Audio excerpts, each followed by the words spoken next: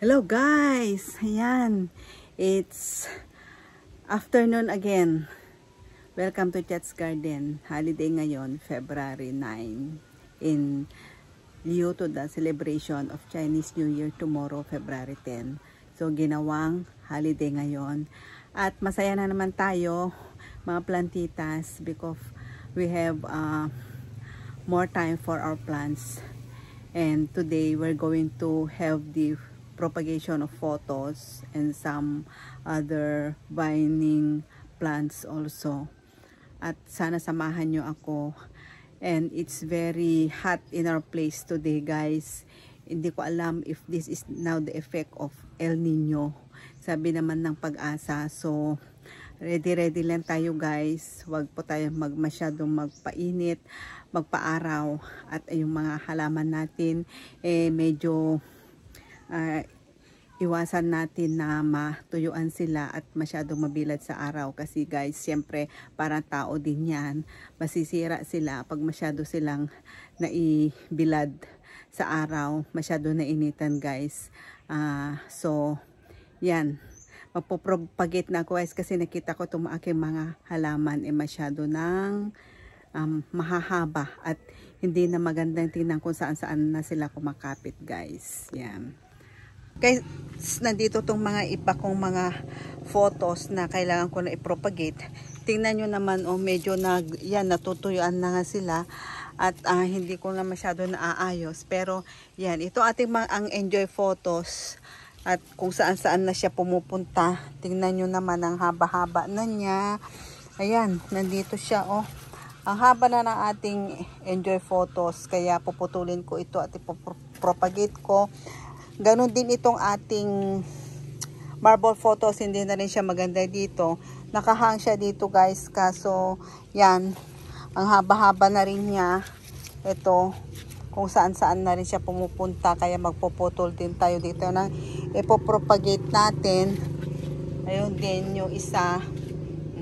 Ito yung ating yan, meron din tayong Scindapsus dito sa guys, at Scindapsus, pwede rin na tayo ditong magputol din at magpropagate.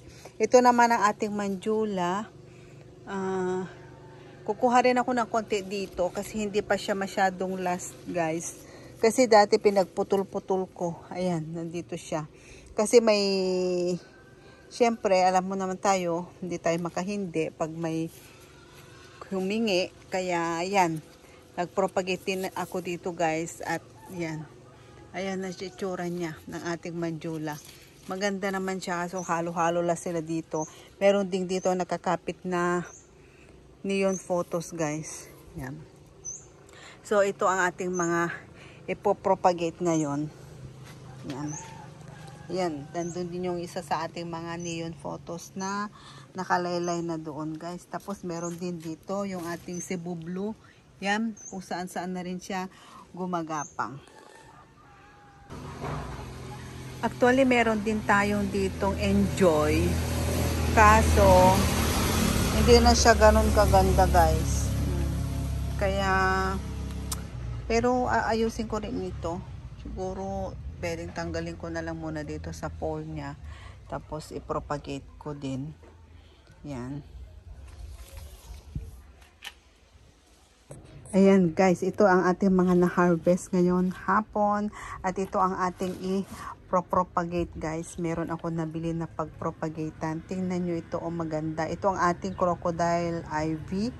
Yan. First time ko magpropagate nito, although very last na siya. At need kong i-chop-chop siya.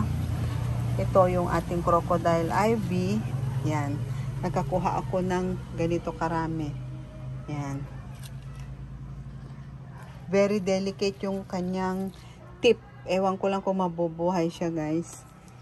Tapos, ito naman ang ating random ito, guys. Ito naman ang ating Cebu Blue. Yan. Na gumapang-gapang na kung saan-saan. Ito, nakakuha rin tayo ng Cebu Blue. Yan. Malalaki na yung kanyang dahon. Meron akong variegated nito, guys, pero hindi pa siya ganun karami. Tapos ito, another Another dot of Cebu Blue. Yan. Tapos, meron din tayo nito yung Platinum Lava na Sindapsus, guys. Yan. Ito yung pinakapit ko na sa pole, pero bawasan ko na siya dahil masyado ng marami. Ayan. Meron din tayong ito, Sindapsus din na Exotica. Exotica ito. Yeah. Yan. Tapos, meron din tayo dito yung Silvery Ann na Sindapsus din. Yan. Ito, yung ating variegated na sleeping photos, guys. Yan. Ang dami ko na propagate nito. Nakadalawang pot na ako. And then, ito ulit. Nakakapit ito sa pole, guys. Kaya, mabilis siyang dumami. Yan. Ang haba-haba niya, guys. Oh. Meron din ako nitong, yung plain lang. Kaso, medyo maliit pa siya. Another dot of Cebu Blue. Another dot of Sleeping Photos na napakaganda. Ito talaga hindi ito bumubuka. Nagka-curious talaga ako dito. O ano ang laman nitong loob ng dahon niya. Tapos, may ever favorite na Mycans, Philodendron Mycans. Ala, nagganito na yung dahon niya. Oh. Yan. Yan. Nandun lang kasi siya sa gilid. Hindi siya nalilinisan, guys. Ayan. Yan ang ating Mycans. Although maganda naman yung mga bago niyang mga dahon. Yan. Yan. Nagdami ko na kasing ganito na rin. Nakalagay lang na lang siya doon sa dulo. Yan.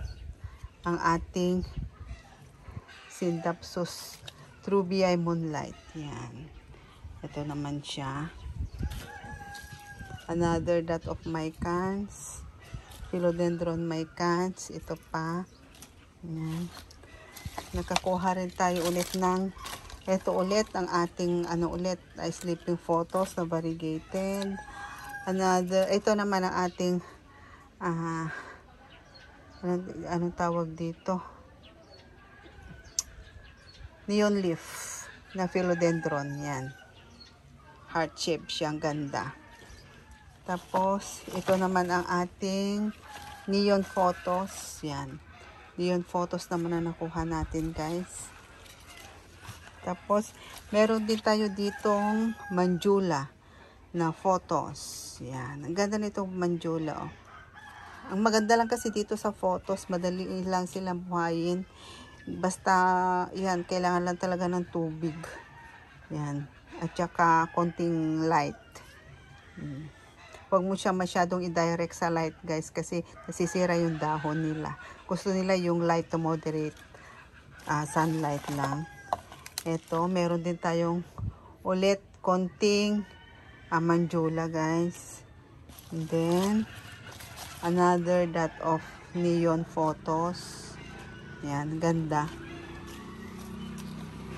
And then, ito ang ating enjoy. Yan. Na pagkahaba rin na enjoy na kailangan nating i-chop-chop. Ito. Tapos, another dot of neon photos also. At ang ating walang katapusang Marble Queen na photos. Ito. Marble Queen na ang haba. Ayan. At ang huli, ang ating golden photos. Yan. Kumuha lang ako ng golden photos. Konti lang kinuha kong golden photos na i-propagate ko, guys, kasi marami na tayo nito. Gusto ko lang kasi mag-propagate na pang indoor. At saka yung iba dadalhin ko sa aking office. Para magiging maganda naman. Yan, guys. Yan lahat ang ating i-propagate ngayon. Meron pa akong idadagdag sa baba yung ating Pearl and Jade na photos, guys. Hindi ko pa naiakyat. Hormex na vitamin, double acting growth vitamin hormone. 179 ang bili ko, guys. Matagal na ito sa akin. Hindi ko ito nagagamit. At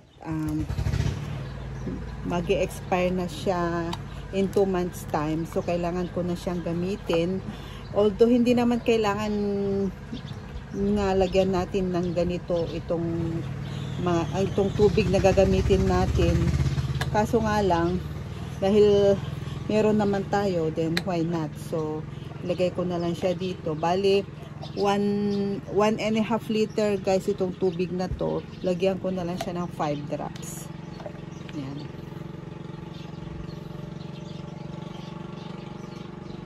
One, two, three, four, five. Yan. Parang growth hormone siya guys. Yan. Tapos ito ang gagamitin natin. Nakabili ako dito online. Parang hydroponic siya guys. Lalagyan natin ng water ito. Bali plastic ito guys. Oh. Tapos PVC daw na plastic ito. Matibay naman siya. Wala siyang butas. Clear naman siya. Tapos meron ganito. May ito yung nakalagay sa top niya. Dito mo ilalagay yung halaman. Yung substrate mo. It's either kung anong gusto mo, pwedeng soil, pwedeng pure na pamis, sphagnum moss, or anything, rocks, kung gusto mo, pwede rin. O kaya pwede rin nawala ito, tapos ito lang, pure lang ito, water propagation, pwede rin guys. Ito meron siya nitong wick, yan, tela ito, ilalagay mo dito, yan, para siya ang magsisilbi na channel, nagsisilbi ito na channel na daanan ng tubig para ma-absorb, para palaging continuous yung supply niya ng water guys, kasi sisip-sipin ito ng ugat yung tubig, and then syempre pag nawawalan, yan, ito dito siya dadaan yung tubig, kasi syempre tela ito, mababasa ito, tataas yung tubig, pupunta siya doon sa substrate, doon sa ugat ng halaman, kaya ganyan, oh, yan. Ganyan ang mangyayari guys. Yan. Parang hydroponic siya. Parang semi-hydroponic siya guys. Yan. So, gagawin natin ngayon. Lagyan natin ito ng tubig. Yung enough lang para mapunta yung ano. Yan. Lagyan natin siya. Tapos, tingnan natin kung maaabot naman siya ng yan. Ganyan siya guys. Konti pa, no? Konti pa para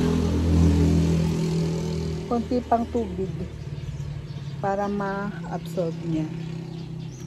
Yan. Yan. Yung tamang-tama lang yung tubig guys, tamang-tama lang dun sa brim. Tapos yung sa may, para maabot lang yung wick niya. Yan. And then, lalagyan ko siya. Meron tayo dito, sphagnum moss. Yan. Sphagnum moss guys ito. Yan, basa siya. Nabili ko rin ito online. Ito basa siya. Ito yung gagamitin natin substrate para dito sa ating mga halaman. Yan. Maglalagay tayo dito. Yan. Yan guys. Lalagay tayo. And then, magkakat tayo dito na ilalagay natin. For example, itong ating ivy, crocodile ivy. Yan. I-chop-chop ko siya, guys. Yan. Tapos ilalagay natin. Yan. Pwede lang naman isa lang o kaya dalawang internode. Internode yung pagkat natin, ganyan. Alam mo naman na ito, na-demo na ito sa inyo dati. Yan. In between ng nodes. Yan guys. Tapos yan. Ilagay natin dito. Hopefully mag-uugat siya. Tusok lang natin siya. Kasi ganito guys ang ways na nabili ko siya ng Clinopagate, nakalagay siya sa ganito. Pero coco coir ang pinaglagyan, hindi sphagnum moss. Yan. Yan guys. Yan. Dapat panatilihing palaging moist itong ating moss para hindi mamatay yung ating halaman guys. Yun ang importante, hindi siya matuyuan. Yan. By and by, makikita mo siya magkakaroon ng ugat. Itong isa ganyan lang. Pwede ring dalawa o isa lang na internodal ang gagawin nyo guys na pagkat. Madali lang naman itong buhayin.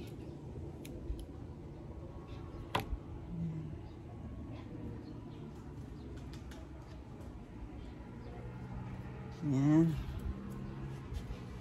Ito pang isa. Yan guys, nakapaglagay na tayo, nakapagtanim na tayo. Yan. Continuous na guys ang kanyang water supply. Yan. Every now and then, kailangan natin i-check kung meron pa siyang tubig. Kasi mabilis lang din naman ma-absorb yung tubig niya.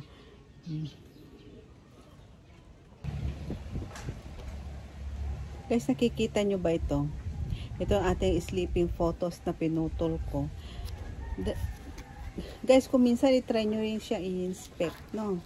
Kasi tingnan nyo sa loob niya, oh. Yan. Nakikita nyo ba? Meron siyang cobweb. Yan. Spider, mukhang spider web ito. Yan. Andyan siya, oh. Yan. Oh. Mukhang hindi naman siya spider web. Pero kung paano to. Guys, nakikita nyo ba? Yan, oh. Yan, nagtatago siya dito sa loob.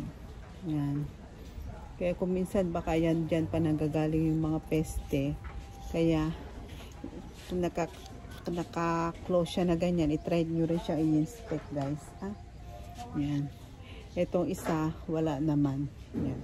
Okay naman siya.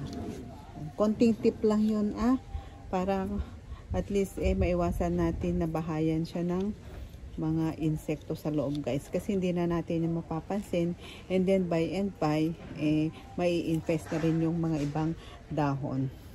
Yun guys.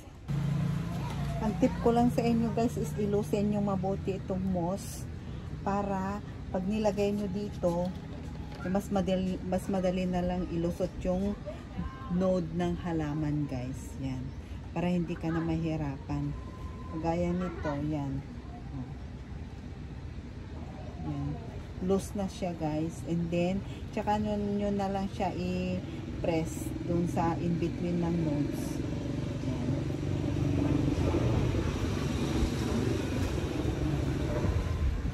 Yan guys.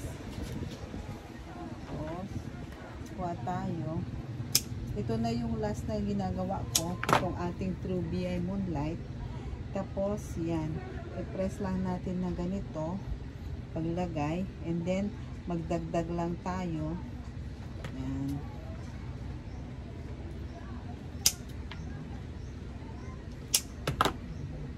Ganito siya guys.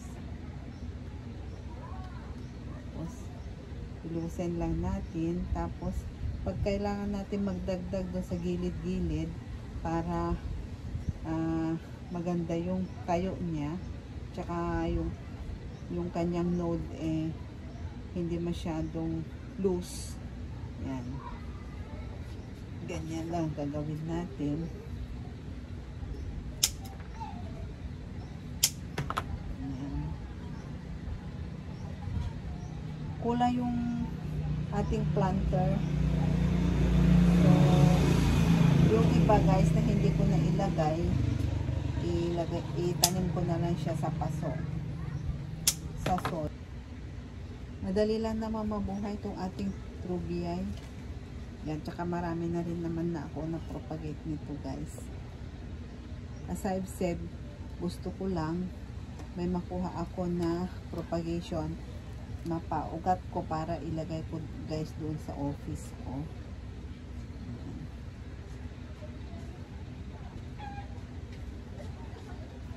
Kasi gusto naman ng mga photos mailagay sa room.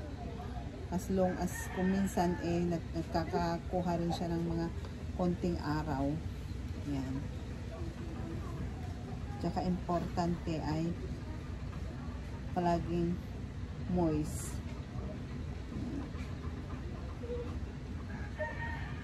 Malamig naman doon sa room ko guys, tsaka okay naman yung malaki naman yung bintana niya doon sa office ko.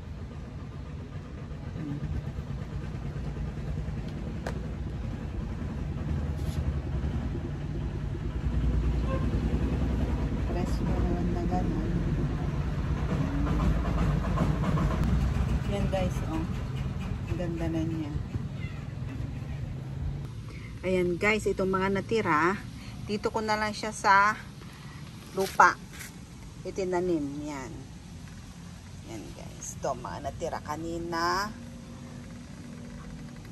Didiligan ko na lang itong mga to at ilalagay ko muna sa shaded area guys. Ayan guys, tapos na tayo magrepat dito sa ating semi-hydroponic na pot. Ito na yung ating nagawa, 12 lahat ito. Ito na yung ating platinum lava. Ito na ang ating exotica, ang ating Cebu blue, manjula, dalawa yung manjula natin. Tapos yung crocodile ivy, yung ating enjoy, marble photos, ang ating sleeping photos, silvery and tsaka trubia moonlight. Yan. Yan lahat guys ang ating na-propagate ngayon. At i-update ko na lang kayo guys by and by sa development nitong ating propagation. Thank you again guys sa panonood nyo sa akin at sana sa next time isasamahan nyo ulit ako sa aking pag-propagate. Ito pa pala nasa likod, ilalagay ko na lang doon sa isang planter, doon sa glass planter natin. Ito kukuha na lang ako guys kasi hindi talaga magkasya yung 12 na nabili ko. Sa dami pala ng aking dapat na i-propagate. So mag-o-order pa ako guys ng another set at ipapakita ko ulit sa inyo guys kung paano ko i-propagate yung iba ko na namang mga halaman. Hello guys, thank you, have a healthy and happy planting to us all. Yan guys, God bless us. Thank you so much.